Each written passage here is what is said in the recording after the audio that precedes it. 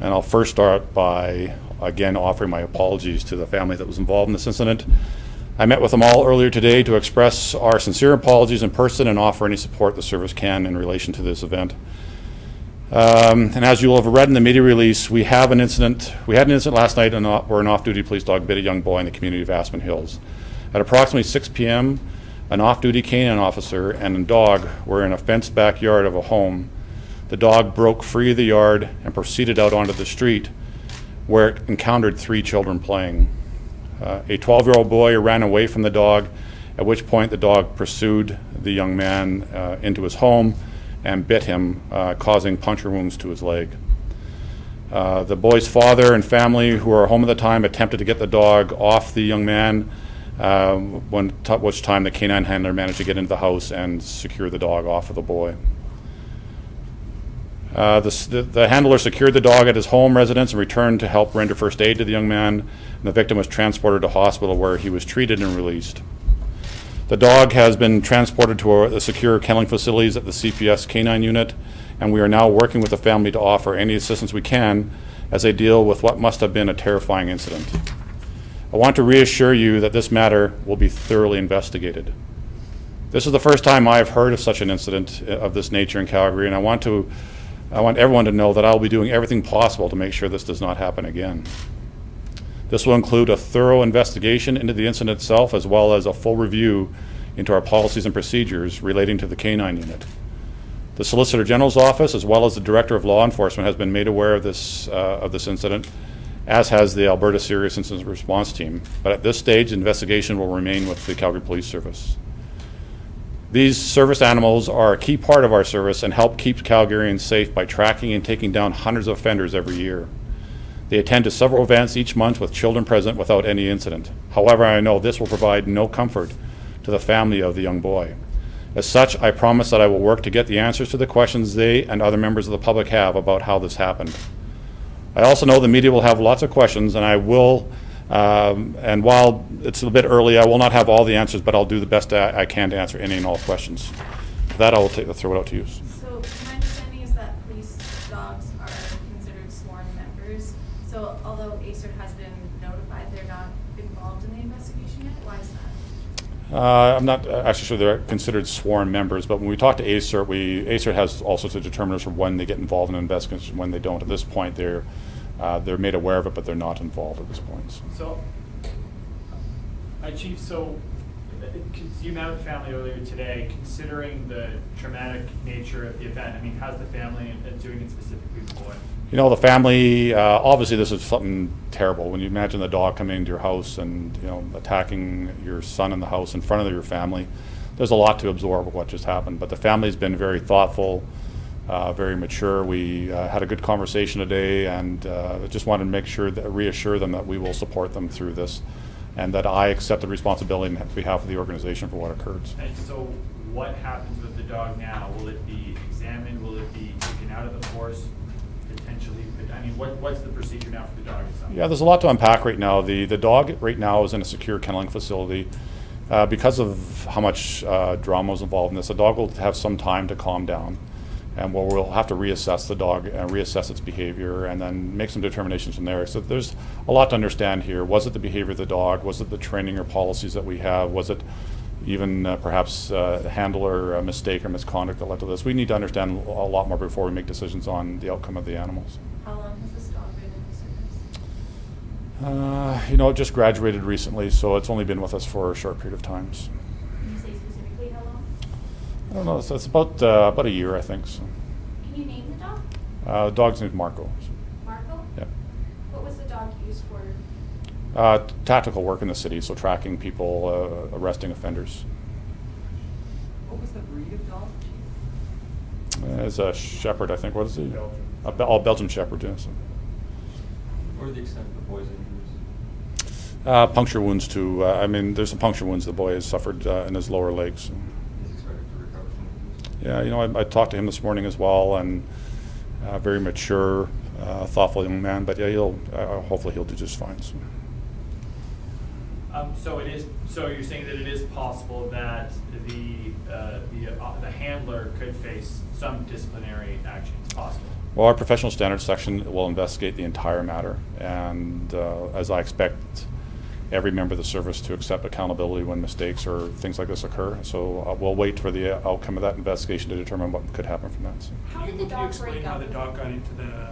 Just one, first of all, sorry. How did the dog break out of the backyard and had happened before? Again, that'll be part of the investigation, but my understanding in the early stages, it actually just broke through a fence in the yard. So it broke through the gate latch of a yard. So the police canine dog got into the victim's home.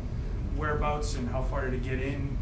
And was it the front door, back door, screen door? I don't know which door it went in, but I think talking to the family today, it was inside near the kitchen area of the house. Breaking through a latch, does that mean that the door was probably not latched? It was open. Did he push open the door? I don't know. Again, that I don't know. My earlier understanding is just hit it with force and the latch forced open after hitting the gate with some force. How long was the handler with the canine unit? About a year. And how old is the dog? I don't know. I'm sorry. I don't know the age of the dog. It'd be a relatively young dog. This. These boy and the handler are obviously neighbors. Have they met before that you know of, or are they friendly, or just... They did seem to know each other. I don't know if they knew each other post the event or before the event, but they live close to each other, so there's certainly no previous issues between them or anything. It was one of those chaotic events that occurs, and you know the member himself is very saddened by what occurred as well. So. Standard operating procedure, is that, what do canine officers do with their dogs? What is that relationship? They go home with them, obviously? Is that common? Yeah, we want the dogs, obviously you want the dogs to bond with the handler in order that these dogs remain as safe as possible. That relationship with the handler is critically important to the kind of commands they get, to the directions they get in the street, so we minimize the use of force and minimize the activity that occurs with that dog in an event. Without that bond or that relationship, then you may actually have dogs you can't control. So for decades we have supported this idea that the dogs live with the handler to have that relationship. And I said this is a rare occurrence, but something that's given rise to me to look at our policies, our security audits, the strategies we put in place in the home to make sure these things can't occur again. So. That may include maybe putting it to have a cage or something like that, something that's a little more... Yeah, we provide them all that equipment to make sure that those dogs are under control. But in these cases where a fence can be breached, it does give you rise to suggest I need to review with our canine unit the strength of our policies, our security arrangements, and we've begun that as of today. If Marco doesn't come back to work for CPS, what are the options in terms of what will happen to him? Well, again, it's really early to have any language around the dog not returning, but in the past we've had dogs for whatever reason that be not suitable for policing the city, and we just talked about one today that went on to another service in the U.S. and did extremely well in a different environment. So we would if there was any reason to go to that length, we would find some other suitable arrangement for it. Has this member had other dogs he's worked with? I don't know. Can you talk about how, these service dogs might be different than a typical dog that you would run into in the street? Well, the dogs aren't pets, right? These service dogs have a mission. They're trained for missions. They're trained for this particular type of activity in policing to help keep people safe and keep officers safe. But people have to always remember that dogs aren't on like the dogs on TV. They don't have the capacity to do all the wonderful things we see dogs do on TV. So they require strong handling. They require deep and intensive training, and we put lots of controls with that in place because they can injure people. I mean, that's the outcome of a dog contact can be injury, and so we want to make sure the service had a very successful program for many years. Something I'm quite proud of, but this incident is something that gives rise to some other concerns right now. So. Has this dog ever shown behavior problems towards his handler before? Has he ever noticed anything? I don't know. That'll be part of the audit, but I would be highly doubtful that it would have behaviors towards the owners. Does the handler have children?